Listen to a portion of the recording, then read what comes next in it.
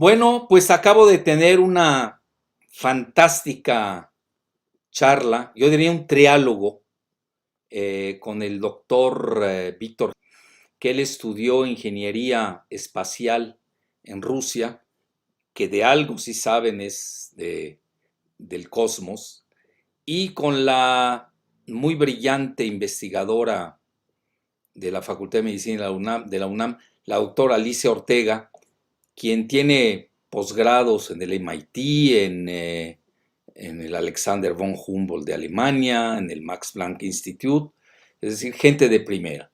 Pero en realidad de lo que se trataba, y esto fue a instancias de la misma doctora Ortega, que quería presentarme los estudios y grandes análisis poco conocidos en México, y lo ignoro porque parece que en México tenemos fascinación por los charlatanes más que por los grandes científicos.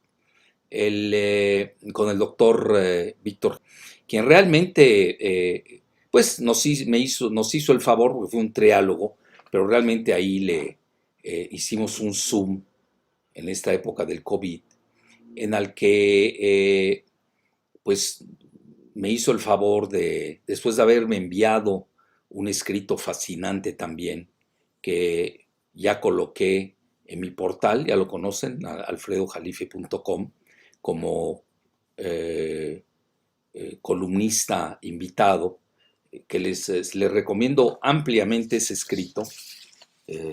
Precisamente versa, la tesis de él es de que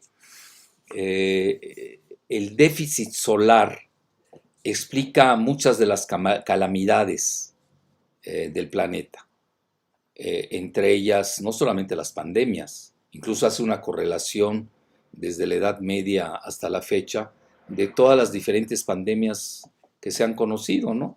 La bubónica, la peste negra, la influenza española y ahora la que estamos padeciendo con el COVID-19, y que él hace una correlación realmente extraordinaria porque lo hace con un método con inteligencia artificial, incluso coteja sus datos con los estudios de la Unión Europea y la NASA, y comenta que los rusos sí están muy avanzados en este tema, que incluso han visto la correlación con la crisis alimentaria a la que ya se han preparado en Rusia y apenas se dieron cuenta en Estados Unidos de ella, y no se diga en China. Entonces, vean, yo llevo un mes que me lo envió, casi 2 meses en realidad, que tuve esta charla, este triálogo, porque ahí contribuyó la doctora Alicia Ortega, eh, y realmente no es que haya tenido temor. Lo que pasa, uno a veces tiene que ser prudente, hay que escoger los tiempos. Imagínense, en ese momento yo hubiera sacado o publicado o hecho eco a la tesis del doctor Víctor, de que viene la tercera ola del COVID-19, cuando en México estaban propalando la bola de charlatanes del centro complejidades que maneja Frank Weflich, que es un súper charlatán, porque está muy vinculado a intereses del viejo CEU, ya saben, el viejo CEU de la UNAM. No me quiero meter ese tema, ya se están cayendo por su propio peso, pero en ese momento la maquinaria publicitaria que traía el viejo CEU era fuerte, hay que reconocerlo. Y ahora pues ya se han desplomado totalmente. Yo no me quería meter en ese momento a esa polémica, y dije, bueno, hay que tomar tiempo, incluso hay escritos que hay que esperar que maduren. Y ahora estoy viendo que ya en Europa hablan de la segunda ola. Fíjense qué interesante. Cuando en México todavía no llegamos a la primera ola, al pico, y ya esta bola de charlatanes del centro de las complejidades, para apoyar precisamente sus intereses políticos ampliamente conocidos, eh, hablaban que se había aplanado. Bueno, se aplanó, pero sus cerebros. Realmente no ha sucedido tal. Hoy, desgraciadamente, no está para festejarse. México ya es el tercer país afectado a escala mundial, y yo creo que está mucho peor de lo que se dice, pero eso lo dejamos de lado. Y Y en este momento, incluso ya en Hong Kong, se habla de una tercera ola. Bueno, en el escrito que me envió, que me hizo el favor de enviar el doctor Víctor, incluso lo leí muy bien, detenidamente, y dije, "Ugh, no es el momento". Ahora, yo creo que ahora ya lo es, porque también hay que saber cuándo publicar las cosas. Y obviamente era para no dañar al doctor, que se le iba a ir, ya saben, toda la fauna propagandista conocida, y lo hubieran linchado y de paso a mí también. Ahora, a lo que quiero llegar es de que ese escrito es fundamental estudiarlo. Y yo llegaría en el video en el que obviamente pues yo era un simple mediador, porque yo no sé mucho de geofísica, eh, pues dejé, y se lo agradecemos muchísimo al doctor, de que se explayara al máximo y tuvo la gran generosidad de mostrar sus diapositivas, lo cual le agradezco muchísimo, no tiene por qué hacerlo. Eh, y en ese momento, pues viendo todos sus datos y etcétera, etcétera, me quedó una gran reflexión. Primero, mi gran ignorancia en materia de geofísica, en el que él ha estudiado los ciclos diríamos, de energía solar y trae bien sus datos, los propone, tiene toda una serie de análisis armados con inteligencia artificial, etcétera. Y realmente las correlaciones que saca son tremendas. Ahí el primer aprendiz fui yo, lo tengo que reconocer. Y naturalmente pues yo conozco el área médica, pero la conozco a nivel clínico, yo diría a nivel endocrinológico, psiquiátrico, biológico. Pues sí, fueron mis áreas de investigación durante muchos años, en el Instituto de Neurología y donde me formé en el Instituto de Nutrición. El, eh, pero vean, aún en la medicina hay muchas ramas, ustedes lo saben. Y yo me acuerdo al inicio de la pandemia, dije, vean, el COVID-19 es demasiado importante para dejársela solamente en manos de epidemiólogos. ¿Qué están haciendo los epidemiólogos? ¿Por qué se han equivocado? Pero en general en todo el mundo, no crean que nada más es en México, en Latinoamérica. Bueno, la famosa, eh, el Centro Epidemiológico de Gran Bretaña, la Real, de Royal, ¿no? Cuando leían centro de ahí de Gran Bretaña, con Ferguson, le resultó un charlatanazo, acaba pronto. Es decir, porque realmente no la conocemos. Entonces, ¿qué están haciendo? Están extrapolando lo que pasó con la influenza aviar y están haciendo datos, los están extrapolando con los datos actuales del COVID-19 que no cotejan, esa es la realidad, por eso se están equivocando tanto. De ahí que viene, y me llamó mucho la atención, imagínense, todavía no se manejaba ni en Europa la segunda ola, ni en Hong Kong la tercera ola. Imagínense, yo hubiera salido ahí con los datos del doctor, donde no solamente tuvo razón, porque él previó con una gran exactitud que venía la segunda ola del COVID-19 en México, que la estamos viviendo ahora, sino que además ya emite la hipótesis eh, para una tercera ola en eh, pues para el año venidero, y donde realmente la energía solar está disminuyendo. Y eso es muy interesante porque él mismo lo comenta como muy buen científico. Vean, los que andamos en la ciencia, lo que estuvimos en ella, estamos acostumbrados al debate. No pueden haber verdades únicas porque la ciencia es universal, es replicable, reproducible en todos los rincones del planeta. No puede haber una ciencia para México y otra diferente para Rusia o para Estados Unidos. Eso no existe. Esa es la característica de la ciencia.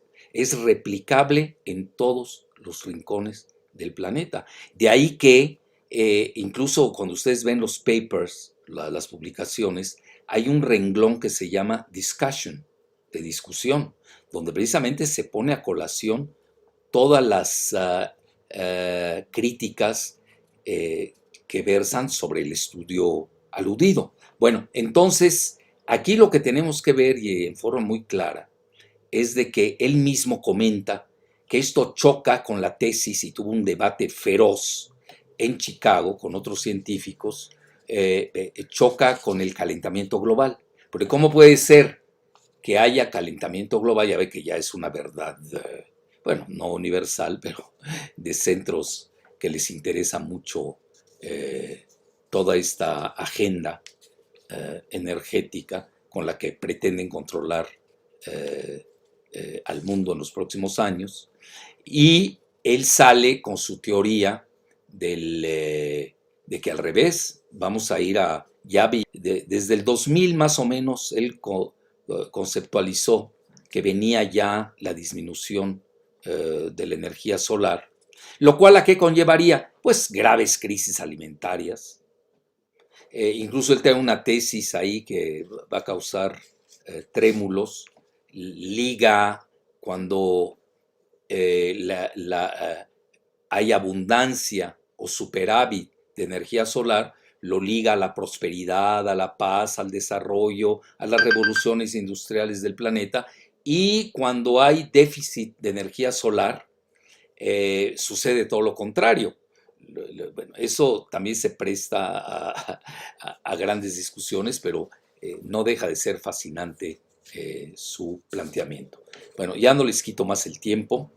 Yo los invito a que vean este fascinante estudio y naturalmente, pues que se va a prestar a grandes discusiones, lo cual es válido. Pero hay una parte que me llamó la atención, y con esto concluyo la introducción, es de que México, él se acercó mucho ahí lo dice abiertamente, a Fox, Calderón y Peña. Me llama la atención que no haya dicho que se acercó al presidente Andrés Manuel López Obrador, que ya trataremos nosotros de hacerle llegar este estudio, fascinante a mi juicio, porque va a cambiar muchos paradigmas, sobre todo en el ambiente, en el ámbito, yo diría, de la alimentación nacional. Comentaba que llevaba él sus estudios, imagínense un académico de qué calidad y altura, haciendo cola, para que una bola de pelafustanes que nos gobernaron tipo Fox, Calderón y Peña, que no solamente son acientíficos, sino que son anticientíficos. De los tres no se hace una, es una bola de ignorantes. Por eso el país está atrasado en materia tecnológica y científica. Despedazaron al país.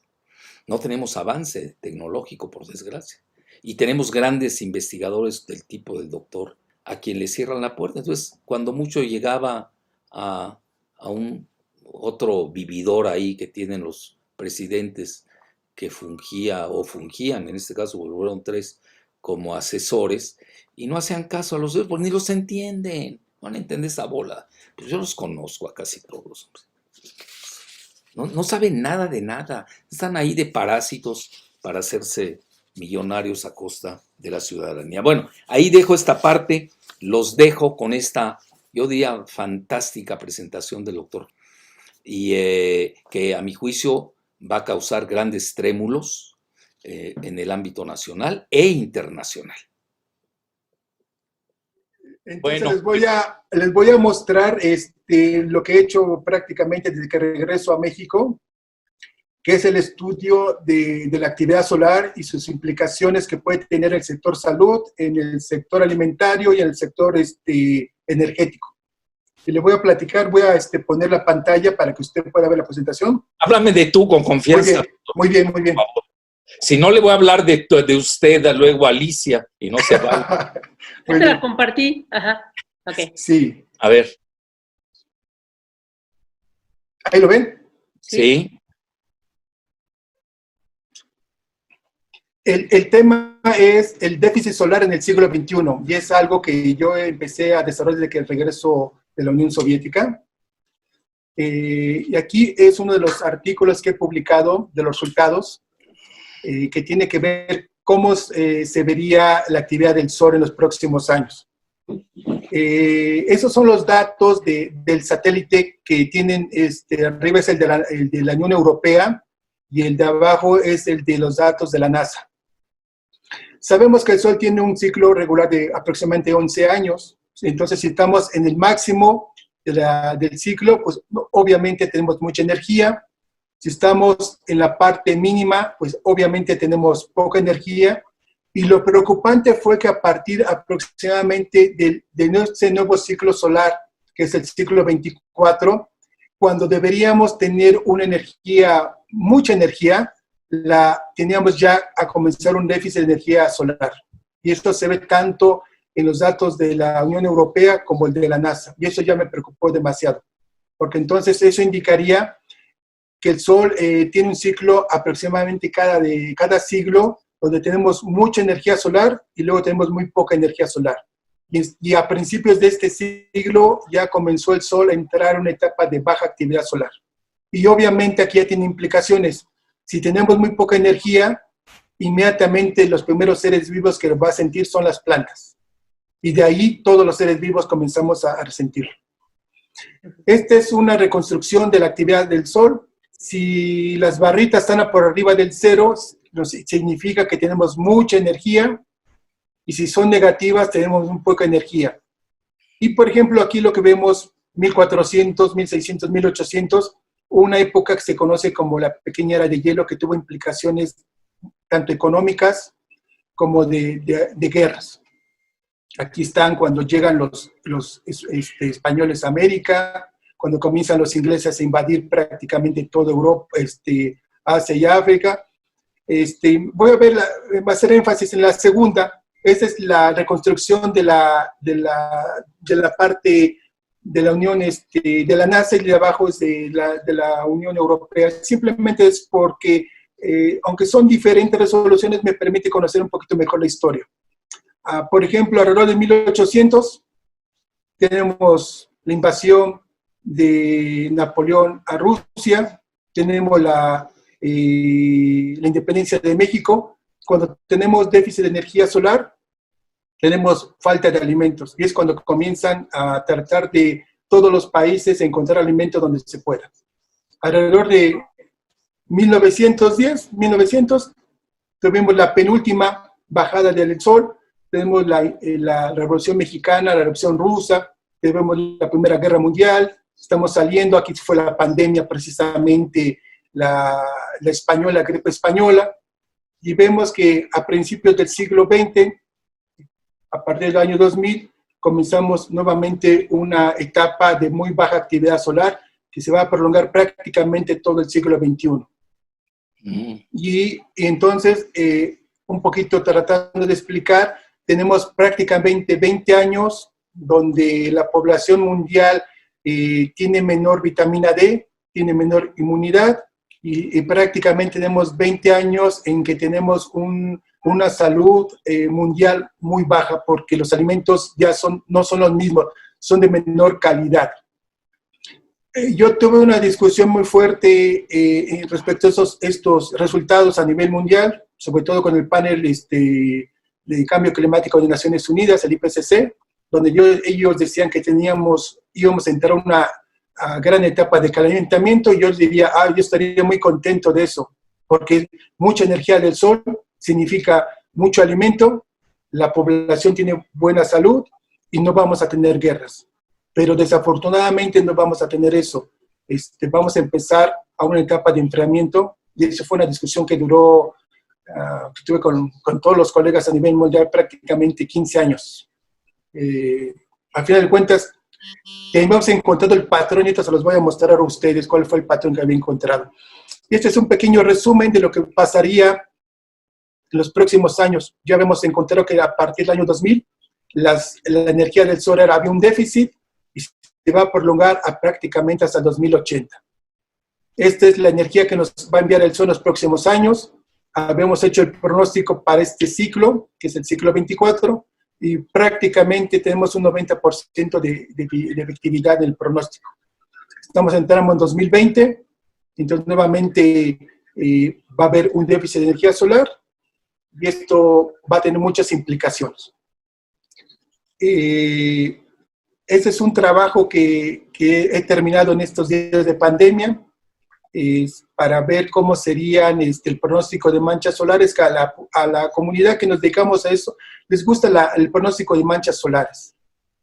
Ya habíamos encontrado de que había ciertas inconsistencias en la historia de las manchas solares.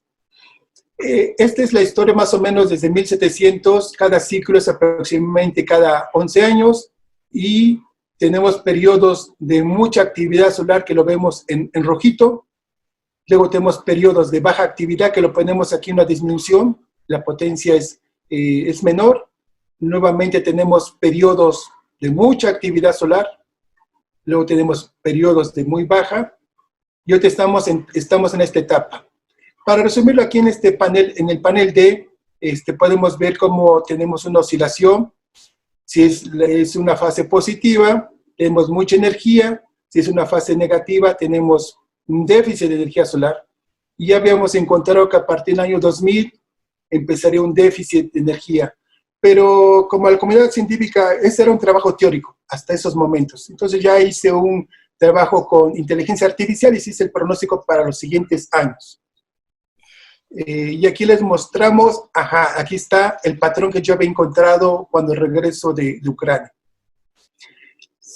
Ese es un periodo que tiene el Sol muy poco conocido, muy poco estudiado, que es alrededor de 5.5 años.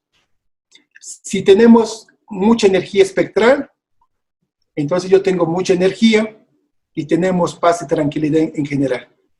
Cuando se atenúa sustancialmente ese patrón energético solar, tenemos un déficit. Este es el penúltimo, alrededor de 1900, y podemos encontrar aquí casi prácticamente todos los problemas sociales. Tenemos nuevamente, a partir de 1940, están saliendo de la Segunda Guerra Mundial aproximadamente, y tuvimos mucha energía. Desarrollamos Internet, la nueva tecnología, todo se desarrolla. Todo indica que cuando tenemos mucha energía del Sol, tenemos un gran desarrollo social, cultural, económico, artístico. Y ya habíamos encontrado que a partir del año 2000, ese patrón me estaba indicando que yo tenía ya un déficit de energía solar. Me pasé prácticamente 20 años tratando de llegar a los diferentes gobiernos. Llego cuando estaba Fox, Calderón y Peña Nieto.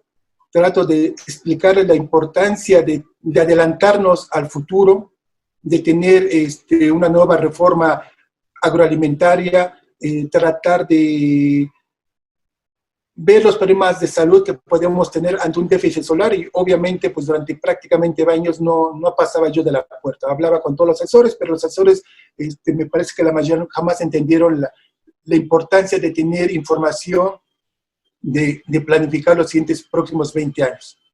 En el último panel simplemente es si las barretas son positivas, tengo mucha energía, y si son negativas, pues ya empezamos ya el déficit solar. Entonces podemos ver que aquí tenemos los déficits solares, tenemos grandes problemas. Así que si me pregunta qué prefiero, si el calentamiento o el enfriamiento, yo siempre preferiría el calentamiento, porque el sol emite demasiada energía y por lo tanto tenemos mucho alimento y mucha salud, me parece. Este ya es el pronóstico con inteligencia artificial. La línea perpendicular rosa ya es el pronóstico a los siguientes ciclos, y podemos ver que corrigiendo algunos datos históricos, ahora sí podemos ver que tenemos un patrón de rojo, luego de azul, que significa un déficit solar, nuevamente mucha energía, tenemos un déficit, aquí estamos en este último que estamos viviendo. ¿Y qué es lo que nos espera en los siguientes años? Pues en los siguientes años vamos a tener un déficit muy fuerte, comparado con el estilo que tuvimos en la época de la independencia de México. Vamos a tener muchas sequías. También me he dedicado al estudio de las sequías históricas en México. La época de la independencia tuvimos aproximadamente 7 años sin lluvias fuertes, lo que ocasionó pues, los grandes levantamientos sociales. Y durante la época de la Revolución tuvimos 5 años de sequías, lo que provocó, entre otras cosas, pues, los levantamientos sociales. Entonces aquí vamos a tener aproximadamente hasta 2050, 2060, un déficit de energía solar, que ya había empezado en el año 2000 aproximadamente. Entonces vemos que ya tenemos 20 años en que tenemos un déficit y eso ya tiene repercusiones en la salud.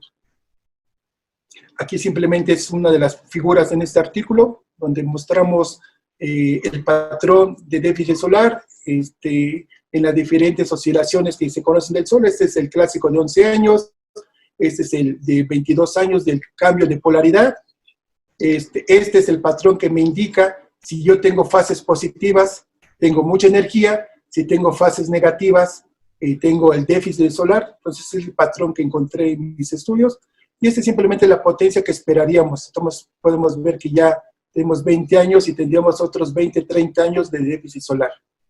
Aquí habría que aclarar que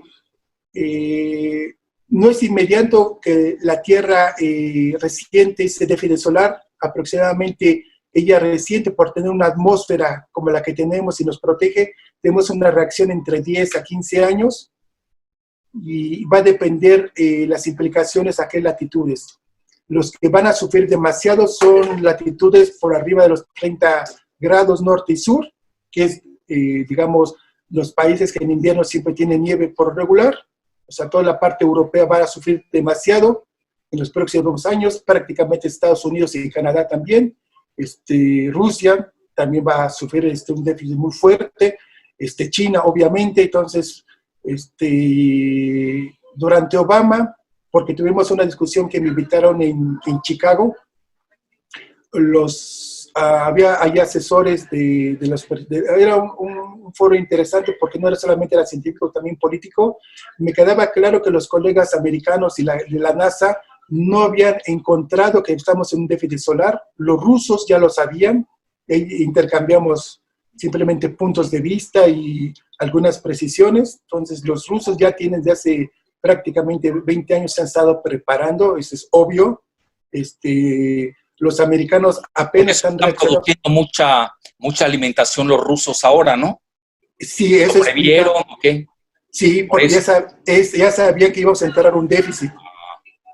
O sea, sí, a mí me quedó claro en ese congreso de que los rusos lo tenían claro. Los chinos todavía no lo habían quedado claro. Después de ese foro comenzaron ya a tener mayor apoyo al campo. Los americanos no, pero después de 2010 hubo un cambio interesante de Naciones Unidas a través de la FAO, de la Organización de Alimentos, pero no lo ha dicho del todo correcto para que lo entiendan. La FAO ha dicho en los últimos años que los países que compramos maíz a Estados Unidos comenzáramos a ser autosuficientes, al menos un 70%. Y también ya les queda claro de que aunque tengamos dinero, no vamos a tener a quién comprar alimentos. Los americanos van a tener un problema muy fuerte alimentario y energético. Entonces, eso es y después, pues me dediqué un poquitito a ver, siempre hablaba yo hablar de que durante los grandes mínimos de déficit solar teníamos las grandes pandemias a nivel mundial. Y entonces comencé ya a estudiar lo que se había publicado, y este es un artículo donde yo obtuve los datos de pandemia de influenza, sobre todo, de los últimos 300 años. Y quería ver si había algún patrón con la energía solar. Estas barritas negras lo que me indican es cuando está reportada los casos de pandemias de influenza a partir de 1700. Entonces encontramos aquí dos diferentes patrones que tienen aproximadamente 3 años, 7 años, que eso indica muy probablemente que es el periodo que hay mutaciones de estos virus. Pero también había una de 11 años, que eso ya me llamó la atención porque es un ciclo muy natural del Sol.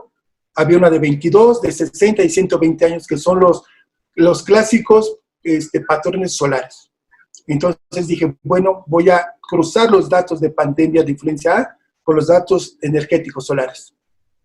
Aquí ya tenemos en barritas negras los casos de influenza, y las áreas grises es los datos de energía solar. Y para mi sorpresa sí encontré un patrón aproximadamente cada 11 años.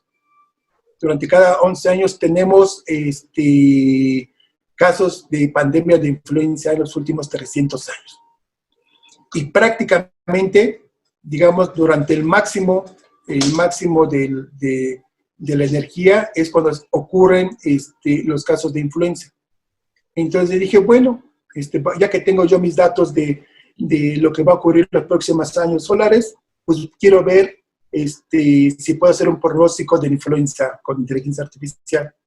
Y para mi sorpresa, encontré precisamente ese patrón hasta la última que tuvimos a nivel mundial, que es la última barrita negra, y ese es mi pronóstico para los próximos años.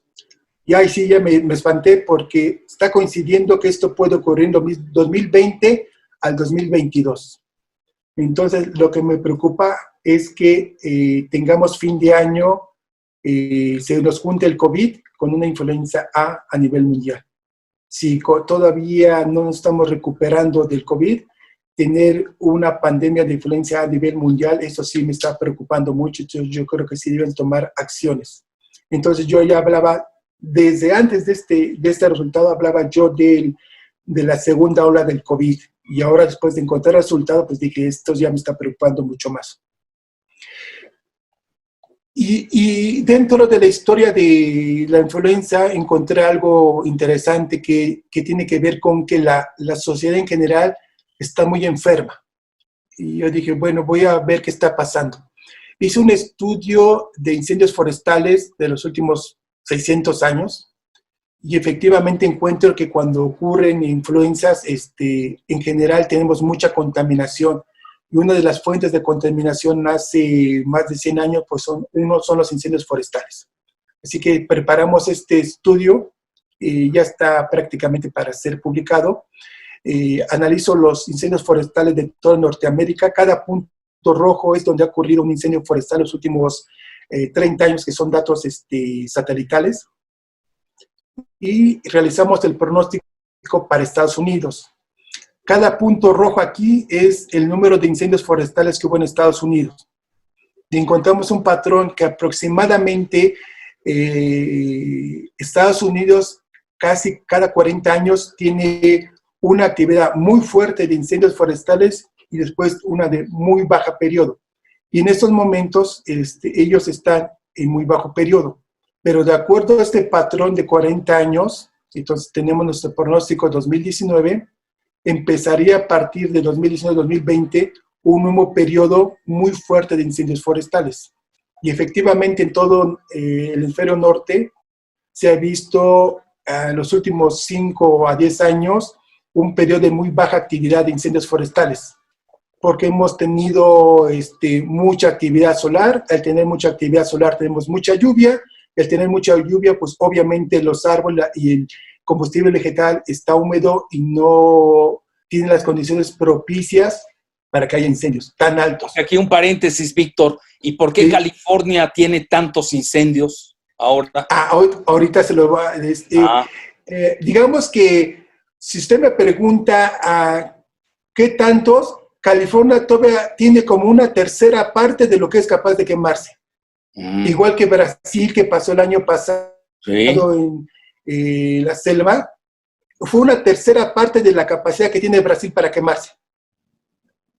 Y Canadá, hay una disyuntiva, y ellos dicen, bueno, estamos en calentamiento y en principio bajo calentamiento debemos tener muchos incendios forestales, y en los últimos 60 años los incendios forestales en Canadá son muy bajos. Y eso tiene que ver con su patrón de 60 años que lo mostramos.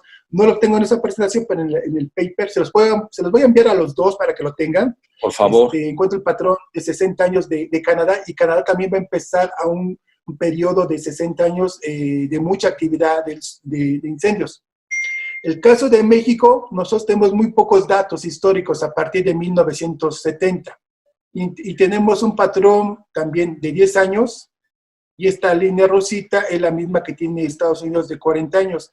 Y efectivamente, en los últimos años habíamos tenido una disminución de incendios forestales, pero a partir de este año va a comenzar un aumento muy fuerte que va a ser 21-22. Y eso también me está preocupando, porque todo parece indicar de que después de esta temporada de muchos incendios forestales, y esa es la hipótesis, la población tiene grandes problemas respiratorios y de alguna manera surgen las pandemias que puede ser la influenza en este caso, y coincide con el COVID. O sea, todo indicaría que primero tenemos un gran deterioro ecológico, la población en general está muy débil y después viene una influencia y explota, o sea, tiene todo, tiene los vectores para que se puedan propagar. Muy bien. Estos son los datos digamos, de COVID que tenían Estados Unidos hace unos días. Y yo cuando lo vi dije, pero si este es el mapa de incendios forestales de Estados Unidos. O sea, todo está indicando que donde están sufriendo más los Estados Unidos y México en particular, es donde tenemos grandes incendios forestales. Aquí nomás es un mapa de los incendios forestales tomados por el satélite y podemos ver que son las zonas donde tenemos más COVID, están coincidiendo cuando tenemos más incendios forestales que tiene que ver por deterioro de salud. Y entonces hice, los primeros días que comenzamos aquí en México, hice una simulación con inteligencia artificial de lo que puede ser la segunda ola. Esto es lo que sería mayo de este año y lo que nos esperaríamos en septiembre, octubre. Se ve que debido a que no hemos logrado detenerla, podemos tener una segunda o una tercera ola para el siguiente año. Y también he hecho una de que si nosotros hubiéramos logrado, por ejemplo, primero cerrar las fronteras desde el primer minuto, parar todo el tránsito de inmigrantes, por ejemplo, de parar el transporte público, entonces lo que íbamos a tener es una pandemia amortiguada. Pero este escenario se ve que ahorita en México al menos no está funcionando. Que todo indica que vamos a tener un forzamiento porque puede coincidir con la siguiente etapa de pandemia de influenza A y con la siguiente temporada muy fuerte de incendios forestales.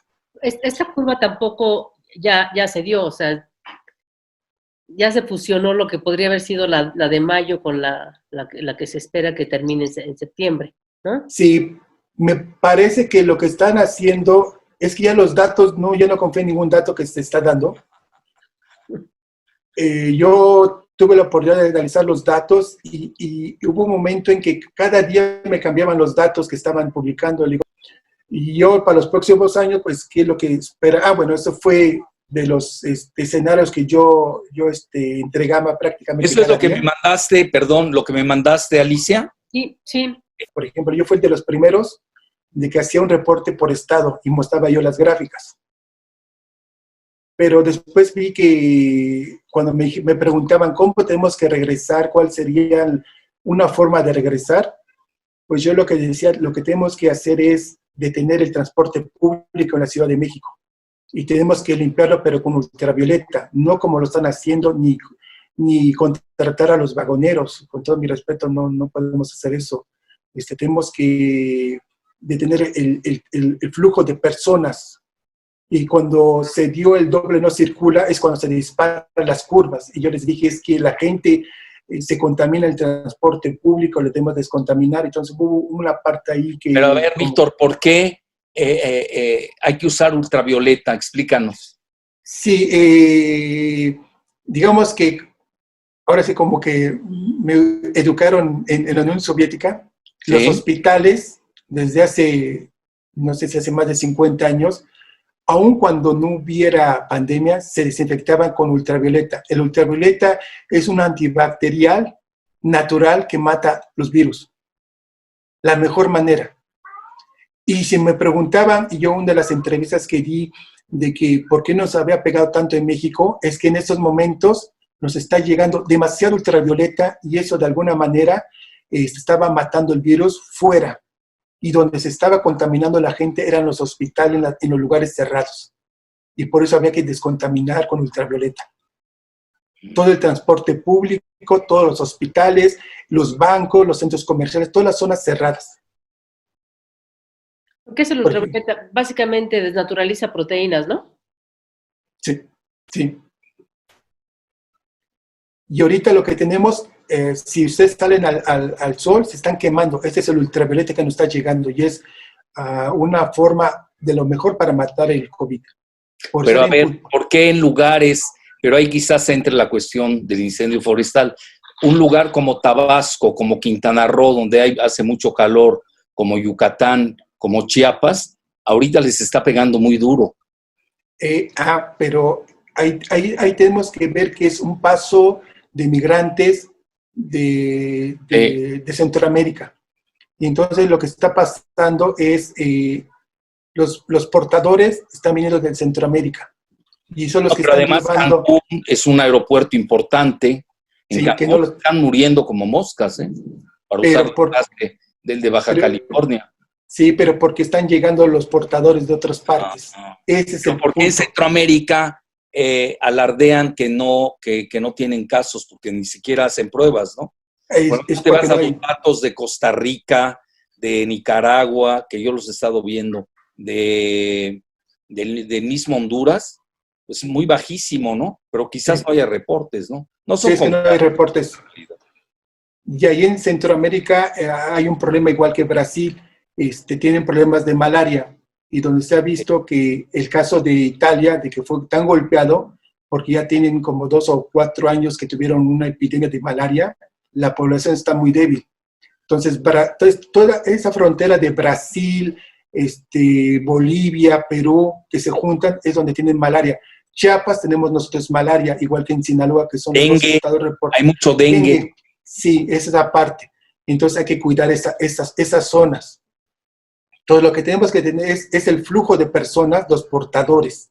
Y por eso debemos de descontaminar todas las zonas cerradas con ultravioleta. Entonces, a ver, pensando ahorita en retrospectiva, ¿tú qué hubieras hecho? ¿Hubieras cerrado de inmediato los aeropuertos? Sí, los aeropuertos, todas las aduanas y todo el tráfico terrestre y marítimo. Yo hubiera cerrado inmediatamente.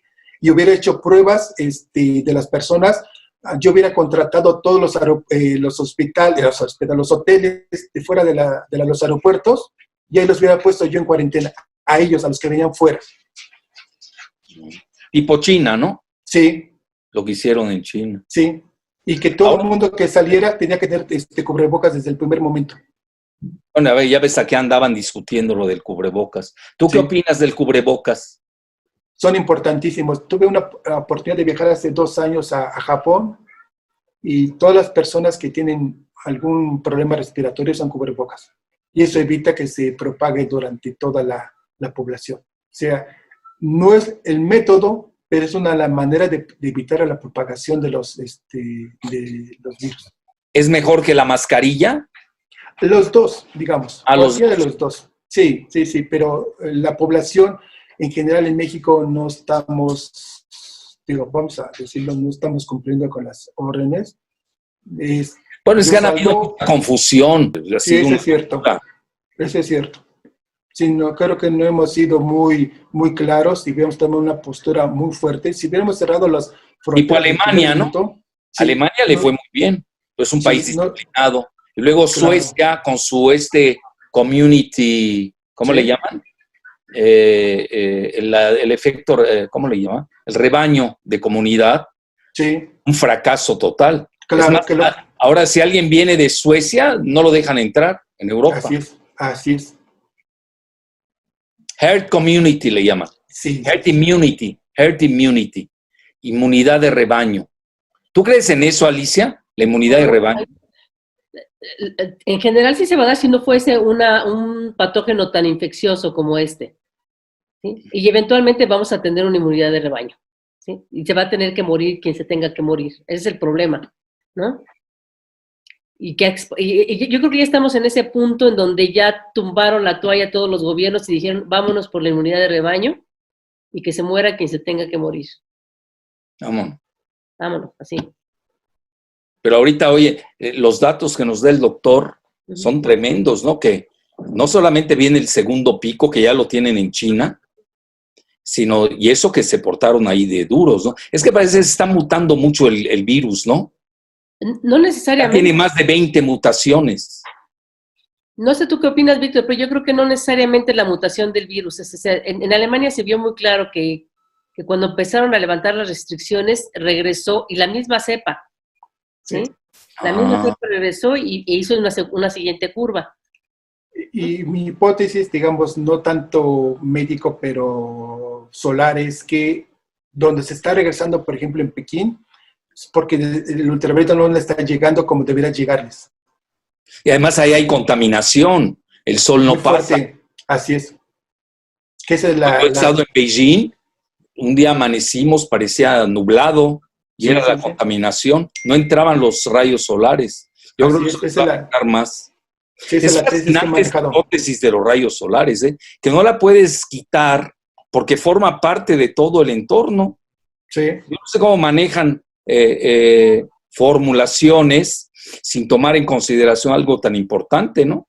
sí, El ambiente es un todo, sí, no es nada más el microambiente, así es. es el macro y el megaambiente. Y realmente no se ha tomado en cuenta eso. Desde el primer minuto ya teníamos nosotros nuestro mapa de peligro que tomaba precisamente ¿Ese desde cuándo lo tenías? después de que China se veía que estaba ya haciendo fuera de control, ya lo teníamos y se los dimos y nunca nos hicieron caso. Y aquí era el pronóstico simplemente pues porque precisamente donde veía en China lo que estaba pasando, lugares fríos y con poco ultravioleta. Oye, Esto Víctor, sería, una pregunta antes que se me pase.